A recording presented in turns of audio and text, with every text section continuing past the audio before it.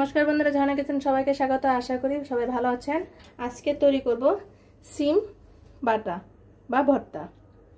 আমি গাছ থেকে সিম পেড়ে নিয়ে আসছি। দেখুন সিমগুলো কত টাটকা, কত সুন্দর। টাটকা সিমের একটাই চিহ্ন এই যে ফুলটা থাকে, আর কিনা সিমে এই ফুলটা থাকে না। কত টাটকা। আজকে আমি সিমে কোনো রসুন ইউজ করব না। এখানে আমরা ছোট সাইজের একটি পেঁয়াজ কুচি করে নিয়েছি। এখানে ছোট বড় সাইজের 7টি কাঁচা লঙ্কা নিয়েছি। আমরা সম্পূর্ণ বাটাটি তৈরি করব কাঁচা লঙ্কা দিয়ে। আর এখানে নিয়েছি আমরা 2 টেবিল চামচের মতো সরিষা, আর এখানে প্রয়োজন মতো লবণ। আমরা সিমগুলো এখন এভাবে করে মাঝখান দিয়ে এভাবে কেটে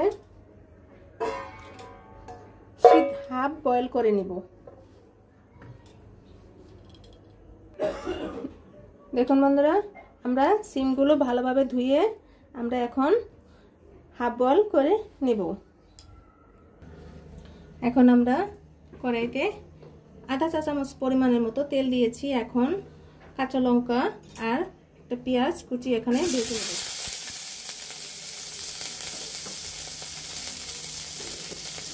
ভালোভাবে ভেজে নিতে হবে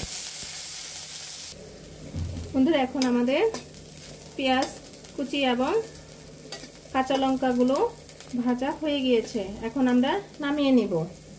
এখানে কিন্তু বন্ধুরা আমরা কোনো রসুন ইউজ করিনি, শুধু পেঁয়াজ কুচি, ছোট সাইজের একটি পেঁয়াজ কুচি।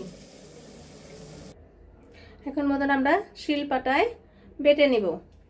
খুব কম সময়ে সিম ভর্তা বা বাটা হয়ে যায় এবং এত টেস্ট হয় যা আপনি না খেলে বুঝতেই পারবেন না। আমরা কিন্তু এখানে রসুন ইউজ করিনি, শুধু পেঁয়াজ। আর এখানে আমরা সরিষা নিয়েছি 2 চা চামচের মতো। এখন আমরা শিলপাটায় বেটে নিব।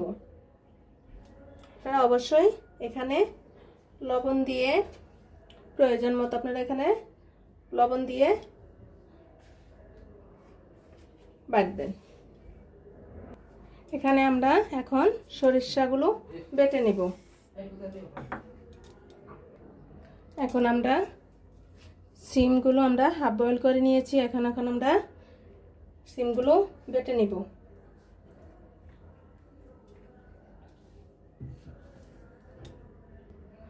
বন্ধুরা প্লিজ বন্ধুরা তোমরা একটি সাবস্ক্রাইব করে দিও এবং আমার পাশে থেকো। দেখুন বন্ধুরা, আমাদের সিম বাটাটি হয়ে গিয়েছে। গরম ভাতের সাথে যা টেস্ট হবে তা বলে বোঝানো যাবে না। আপনারা অবশ্যই এভাবে সিম ভর্তা করে খাবেন। শুধু পেঁয়াজ, কাঁচা লঙ্কার সিম আর সরিষা, আর কিছুই না। রসুন ছাড়া যে ভর্তাটি এত টেস্ট হয়, না খেলে আপনি বুঝতেই পারবেন না।